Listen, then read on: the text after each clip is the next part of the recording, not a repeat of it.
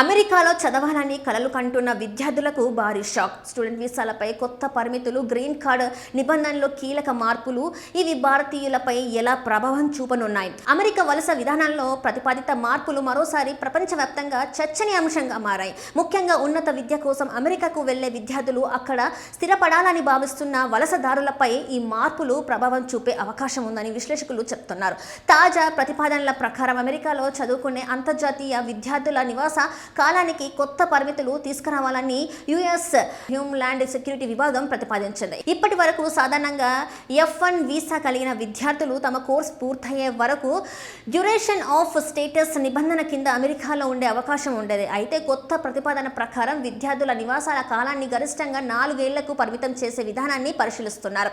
ఒకవేళ కోర్సు లేదా పరిశోధన కారణంగా 4 ఏళ్లకు మించి అమెరికాలో ఉండాల్సి వస్తే సంబంధిత అధికారులు మళ్ళీ ప్రత్యేక అనుమతి ఇవ్వాల్సి ఉంటుంది.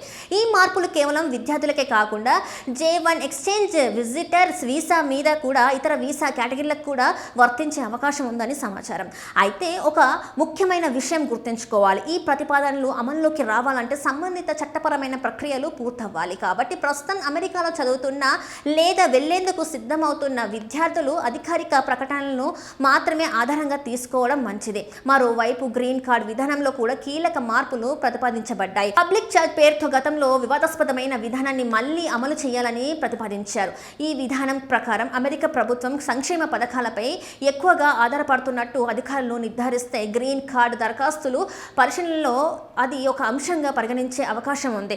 ఇందులో ప్రభుత్వ ఆహార సహాయం, కొన్ని వైద్య సహాయ పథకాలు, ప్రభుత్వ గృహ వసతి వంటి ప్రయోజనాలు కూడా చర్చలో ఉన్నాయి. దీంతో అమెరికాలో ఉద్యోగాలు చేస్తూ భవిష్యత్తులో శాశ్వత నివాసం పొందాలని ఆశించే వలసదారులకు ఈ మార్పులు నిశితంగా గమనిస్తారు.